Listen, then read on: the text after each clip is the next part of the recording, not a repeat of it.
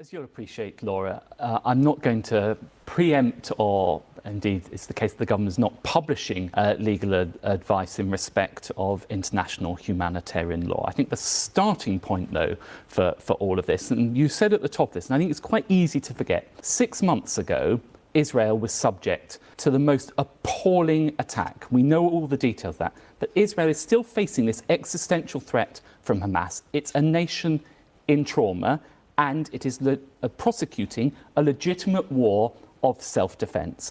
And that's why it gets to kill our citizens. It's essentially the same thing as the idea of Putin saying that there's a special military operation to denazify Ukraine. Doesn't matter about all of the civilians and aid workers that have died continually. Even though literally they were using specifically heavily designated vehicles, which they'd have been able to see, but were struck 3 times, using routes that had been pre-cleared by the IDF, specifically for the use of aid workers. You're just telling them their coordinates the entire time. But somehow they managed to make the same quote-unquote mistake 3 times on one convoy, killing 7 people. Not sure about that one. Not sure how many times we let someone make the same mistake before we maybe think, doesn't seem like a mistake anymore. Now, of course, in the conduct of that war, we are holding Israel to very high standards. Higher standards, of course, than we would have of the terrorist organisation Hamas. Now, in the context of that, we're engaging with Israel on a number of issues. First of all, this point about de-conflict. Crazy that we might hold an actual state with an official military apparatus that both we and the United States continually arm and diplomatically back up. Yeah, we do hold them to a higher standard than a ragtag military brigade who are there in no official capacity because they're not an officially recognised state in terms of our geopolitical positioning on this issue. Yeah, of course we hold Israel to a higher standard than we hold Hamas to. Yeah, that bar couldn't be any lower, could it really? Well done. To make sure that they are not targeting aid workers, and they've got a process for doing that. But they are, and they did. Continually, in every single conflict. During the March of Return, that Israeli snipers literally assassinated paramedics. Prime Minister had conversations with Prime Minister Netanyahu. Foreign Secretary Cameron had those conversations. Secondly, we of course need to get more aid into Gaza to alleviate the humanitarian suffering. The people of Gaza have suffered under Hamas. They're now suffering as a result of that. And you've seen today the announcements that we've made in terms of opening that aid corridor. So we're engaging across a wide range of issues with Israel in the context of a country that is fighting to defend itself in its biggest challenge since its foundation. And that is the important context, and we've made that. Since its foundation. You know, they were invaded by foreign countries with armies and shit. Also, on top of that, in the 6-Day War, they engaged in preemptive invasions. Made those points already, but on this very important question, do you believe that Israel is acting within the law? Well, I think that Israel is conducting a legitimate campaign, and it is doing so in a very, very difficult environment where it is facing Hamas, a terrorist organisation that hides amongst its civilian population. They just use AI targeting to murder these people in the home deliberately so that there's collateral damage. We know that this is the case now because 972 exposed it directly from Israeli military intelligence. I'm not saying that there's not 0 occasions where Hamas have been hiding amongst civilian populations. There probably have been some international recognition of that outside of just the UN taking IDF reports at face value. None of that is still justification for the fact that they deliberately target them when they're at home with their fucking families. So currently, you believe Israel is acting within the law. You say the advice has not changed. So currently, it is your belief Israel is acting within international law. The position of the government is that we don't publish our not my legal... question. You don't have to publish Laura, legal advice. One essentially gets to that point. The key thing is it legitimate? Can we lawfully sell arms to Israel? And but yes, your legal that is advice the has case, explicitly been leaked to say that no, you can't. Alicia Kearns was explicit in the leaked audio that we've all heard now. She was explicit in saying that there is no case anymore to be able to sell arms to Israel legally anymore, because we know that it's being used specifically to violate international law. It's obvious to anybody. They were violating international law on day one when Yoav Gallant said that they were going to do a siege on a civilian population and collectively punish them. On that basis, the Foreign Secretary has given advice to the Business Secretary, and our position hasn't changed. So that's very important. Now, as things stand, so I just want to emphasise this for our viewers, because whether or not you publish the legal advice is a row about the process. Whether you believe right now Israel is acting within the law is a question of principle. You have said yes, as things stand, you believe Israel is acting within the law. Except that I want to ask you this question, because the chair of the Foreign Affairs Select Committee... I just think we need to be absolutely clear about this. So Israel is... has legitimately able to receive arms exports for us. Our advice hasn't changed. Of course, we have concerns about the way in which Israel is conducting itself. That is why we have raised issues, for example. Well, you've done nothing concretely to affect their actions in any way. Beginning to feel like your objections or your unease at Israel's actions is not real, and that you're a liar.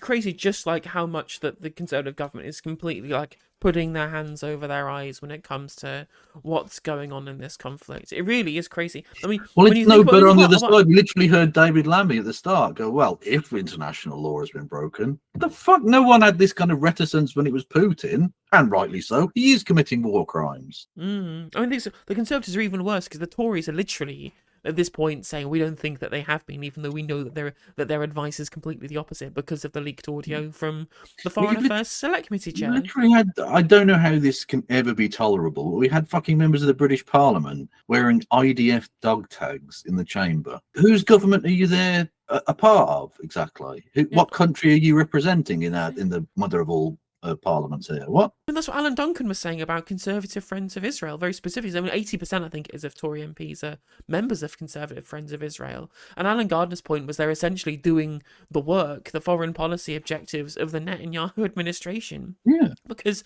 you know, for all of his faults, at least David Cameron is at least in his political careers, at least tried to have some criticisms of the actions of the State of Israel, even if his material response has been completely rubbish. But he continually has to be railroaded by activists from CFI, changing his position, getting Alan Duncan's video on the International Department for Development's website about Israeli land grabs, which is a thing that they literally did do. We know that the Israel engages in land grabs. That's what Gush Etzion is. That's what Marlia Dumim is. They're both explicit land grabs because they're illegal settlements under international law. And that was taken down by the Department for International Development at the whims of activists within Conservative Friends of Israel. These are changing our government's foreign policy. We've got Suella Braverman going to Israel, doing foreign policy on the fly, whilst being a fucking backbencher, essentially saying Israel is doing nothing wrong. In relation to aid and getting more aid in. That's why we've raised issues in relation to deconflicting, but that is in the context of a legitimate conflict that Israel is pursuing. So Alicia Cairns, who's the chair of the Foreign Affairs Select Committee, prominent Conservative and your MP in your own party, she said more than 3 weeks ago that the government had received advice which said Israel had broken international humanitarian law, but the government hasn't announced it. Is that true? Well, first of all, and I know I'm going to sound... See, this is how pathetic a human being. You can't even lie to me in a vaguely convincing way.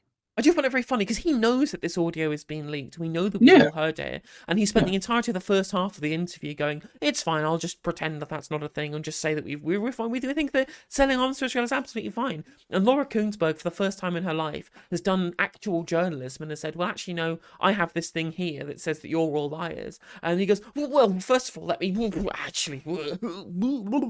Like, yeah, no, you're caught out, mate. You know you're full of shit. Pedantic over this, but it is important that we're not publishing the legal advice. That's a precedent that we followed from previous governments. So I'm cautious about getting into... Except when it suits you, with the Rwanda thing. Or with military action against Houthis in the Red Sea. Yeah. But apart from those limited and specific ways... Individual details. It is the case that we have concerns that we have raised with Israel. And remember, there's multifaceted areas of this. So there's areas about the way in which they're conducting... Say multifaceted. What did I say earlier about the obscurantist? here we go. It's propaganda. complicated. Yeah, exactly. It's just you don't worry your pretty little head view about it. Leave it all for us to be able to do it. And I'm just like, no, we know exactly what's going on. We do not like our tax money being used to purchase arms from Israel that they can then use to fund their own war effort. Yeah, it's not that complicated. Stop selling weapons to people who are going to use those weapons to kill innocent people. Actually pretty straightforward. There's areas about the way in which aid is delivered. But I'm asking ultimately, you a clear that question is here. something that then feeds through from the Foreign Secretary as to But I'm asking can we legitimately export arms, and but that I'm remains asking you the a case. clear question here. I'm not asking you whether or not you're going to publish the legal advice. We know you're not going to publish the legal advice. That is a long-standing convention. I'm asking you if it is true that the government's legal advice that they have received says that Israel has broken international humanitarian law. No, we have specific concerns about different areas of Israel's conduct. Are you actually a robot? We are raising those concerns with Israel. It's a propagandist. It's so important to remember this. We've gone from the horrors of 6 months ago to holding Israel to extraordinarily high standards. It's right that we do so. And not doing genocide is not a high standard. That's the basic standard. The basic standard is don't do genocide. And they're not even holding them to that standard. Yeah, they're not even doing exactly. that. You're not even doing it to that standard. That's true. And I'll go back to the comparison that I made earlier. When you look at our response to Putin, and when you take how we dealt with him, essentially doing similar kinds of barbaric acts of terror against the people of Chechnya, bombing aid convoys, deliberately destroying fleeing civilian convoys, the absolute destruction of Grozny. Grozny literally looked at the time like Gaza looks now. And we essentially, in Chechnya, we said, oh, naughty Putin, stop doing it. And we're essentially doing the same thing with Netanyahu, just no actual pressure, but please stop doing that, whilst happily backing up both of those governments. And then on top of that, Blair is on record as saying we need to ally with Putin to fight Islam, or radical Islam, or whatever, or Islamism. And then it comes right down to current day, where now Putin is fighting against Europeans doing the same kind of war crimes that he engaged in Chechnya. And we tell him he's got to go right to the ICJ, right to the ICC. He's a war criminal. We have the strongest words of condemnation. But then we give arms to the people that he is invading. And Netanyahu is attacking the brown people. Suddenly, we're playing the same game that we played with Putin in Chechnya with Netanyahu. And Putin is persona non grata, essentially for no difference in terms of the reality of the conflict other than the colour of the people who are being attacked. And it's an interesting hypocrisy within a hypocrisy that Western governments, quite rightly, will decry the conditions in which Russian prisoners are kept, because they are unbelievably brutal and evil. But at the same time, will either look the other way or openly celebrate the mistreatment and torture of suspected terrorists. It's right that we raise these concerns where we say, look, what you're doing in respect of not getting aid in, or what you're doing in respect of your targeting, raises concerns for us, and we need you to engage. And by the way, Israel has engaged with those issues. We've got two crossings now opened. We want to get the aid to continue to flow through there. We are getting progress in terms of understanding what happened with that horrific attack. And for example, we've seen 2 officers suspended. But I think this kind of the kind of relish with which people are rushing towards this. Again, on top of that, I will say, actually, it's probably good, actually, that David Cameron has put pressure on for us to allow aid in. It is just funny how they could have opened the Eretz crossing for this entire period since the ICJ handed down provisional measures that they must maximise aid coming into Gaza, which they clearly haven't done. So they've been in violation of provisional measures handed down by the highest court in the world.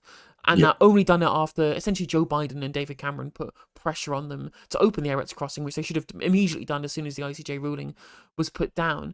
This question without understanding the broader context. It's right to raise individual issues, but you have to see it in this wider context of the challenge that Israel faces. It's interesting you say that. You've said twice, actually, that Israel is being held to extremely high standards. And you've just said you think some people are relishing sort of putting Israel on the spot over whether or not they're acting legally. Who do you think's relishing that? Don't you think people are just asking questions based on what they see as appalling suffering in Gaza? Who do you think is relishing it? Well, I think this is an important point, which is that I think it's all too easy for the world to forget the horrors that Israel faced and rush back to attacking Israel and holding Israel to standards that we wouldn't remotely hold other countries to. Now, it's right that we... What standard is that exactly? What are people expecting of Israel that we're not expecting of other countries? They never say. They never say. They just are essentially all it is hand-wringing and trying to invoke this idea that anybody who has any criticism for the actions of the state of Israel must be doing it for ulterior motives. I don't need to tell anybody in my chat what those ulterior motives are being implied to be. But of course, we don't hold them to different standards that we do other people. We hold them to exactly the same standards as we do everybody else. Like, people always do this thing. It really tilts me so hard when they say, well, the left only cares about when Israel do bad things because the left are anti-Semitic. When, of course, we were the ones, historically, in all of these conflicts, who were opposing what our government was doing in arming people and supporting people who are engaging in terrible acts. We were the ones opposing arms sales to Saudi Arabia. We were the ones opposing arms sales to Indonesia. We were the ones opposing arms sales to Pakistan. We were the ones who were opposing the idea that our government in the 80s were backing up the Khmer Rouge government in exile against the People's Republic of Kampuchea just because we wanted to be positioning ourselves geopolitically against Vietnam and broader Eastern communism. Like, that's how low the standards of our own government is in terms of who or who they don't support. We're the only people who have an unblemished track record are in supporting people only in terms of a reasonable standard, whereas the standards don't exist for anybody else. It's only geopolitical positioning. We hold Israel to those highest standards. No, because Israel is a democratic country. It's a rules-based country. Not really. It's part of our broader Western family of nations. Well, there you go. The quiet part has been said as a blazing foghorn. It's not about anything to do with their own actions. It's not about anything to do with whether or not that they have been engaging in what could be constituted as, crimes against humanity, or obviously war crimes in terms of breaking of the Geneva Convention, which they've done literally from day one. All that matters is they are on our side. We are campus, we are Western campus, and all we care about is whether or not they are in our geopolitical sphere of influence. Yeah, they're white enough. They're white enough, and they're against people who are a bit more brown. So, eeny, meeny, miny, mo. Ridiculous. And not just that, but they're the rules-based country. No, they're not. Why have they never allowed a single IAEA inspector into any of their nuclear sites? Why have they never even accepted that they have nuclear sites, even though we all know that they have nuclear weaponry? Why do we continue to be their ally whilst they flout international law, both in terms of the settlements in the West Bank and the illegal, half a century long occupation of the Palestinian territory? This is super simple. It's really, really simple. Say, you don't hold Israel to the standards of everybody else that you do. And I'm just like, well, there's very few other countries that are engaging in this kind of belligerent occupation. We should expect the highest standards of it. What I would say is that in response to legitimate concerns, and I'm not pulling punches about my concerns about the way in which Israel has conducted some of this conflict, they have responded to that. That's the way in which I think the United Kingdom government should use its relationship to address broader concerns, not least the humanitarian suffering that we're seeing in Gaza. And has Israel responded enough? I mean, it's interesting, your colleague David Cameron has said very clearly this morning the UK's support is not unconditional. President Biden's attitude also has shifted somewhat in recent weeks. Have they responded enough? Well, there's welcome initial steps. So, for example, it's very, very welcome the fact that they've opened up these new crossings. I think what we'd like to have is the reassurance that the aid continues to flow through those crossings. It's not just enough to open them, the aid's got to flow through. Maybe they could do something about their own citizens sitting on the crossings, having a dance and a little hippie love fest, literally blocking much needed food and medical supplies from getting in. We've had initial assurances about the way in which they're deconflicting. We want to see that turn into practice. And I think that's the kind of mature relationship that we can have with Israel in the context of this conflict. And in the context of this conflict, I just would like to ask a very specific question to get this on the record. If the UK government receives legal advice that says Israel is in breach of the international law, will arms sales stop? No. We will, of course, act in accordance with our obligations under law in respect of arms sales. And the way that works is there's legal advice, the Foreign Secretary reaches a judgment and he gives that advice to the Business Secretary. If it is the case that we can't lawfully, in accordance with the Act, do so, then of course we won't supply those arms. But that's precisely the position, for example, even in respect to the United States or any other country around the world. We write... Yeah, imagine if the United States had ever broken international law. We'd have to stop selling them weapons, wouldn't we? But thankfully, neither America or Israel has ever broken international law, so we don't need to worry on that front. No, yeah, That is, they are, I mean, just paragons of international legal purity. Absolutely. Guantanamo, what? Never heard of it. Yeah, it's just like a beach, I think, or something. Yeah. A little holiday resort. Hold ourselves to a high standard, and we hold the countries to whom we export arms to a high standard. And I think that's what you'd expect. And it contrasts so... You know, those lovely countries like Saudi Arabia, all of the Gulf states, Israel, various horrific regimes on every continent. You know, the high standards we keep it. Yeah, like we're in a military alliance, an official military alliance with Turkey, whilst they try and kick the Kurds out of Kurdistan. Yeah. Also, interestingly, just as an aside, a few weeks ago, Saudi Arabia publicly executed somebody for the crime of witchcraft. As you do. That's the kind of high standard we bring people to in order to sell them weaponry. You understand? Come on now. Quite so. Human rights, you know, but technically, if they're a witch, they're not a human, so it doesn't count. But like, if you don't want to do the time, don't do the crime. Okay. I had this over Easter. People going about Jesus and all the rest of it. You might not have liked the legal system as it was in ancient Judea, but it was what it was. He broke the law. He paid the price. Absolutely. The Romans brought a criminal to justice. If you enjoyed the video, make sure that you like and leave a comment. That helps the video out in the algorithm. If you subscribe and ring the bell, it'll let you know when I go live. I stream every day on YouTube and Twitch. You can also follow all of my socials down in the description. And if you want to support me in a more financial manner, there's a join button for membership. It's just 99p to be a member on YouTube, as well as a Patreon, and there's some merch there as well. And hopefully I'll catch you on the next video. Take care.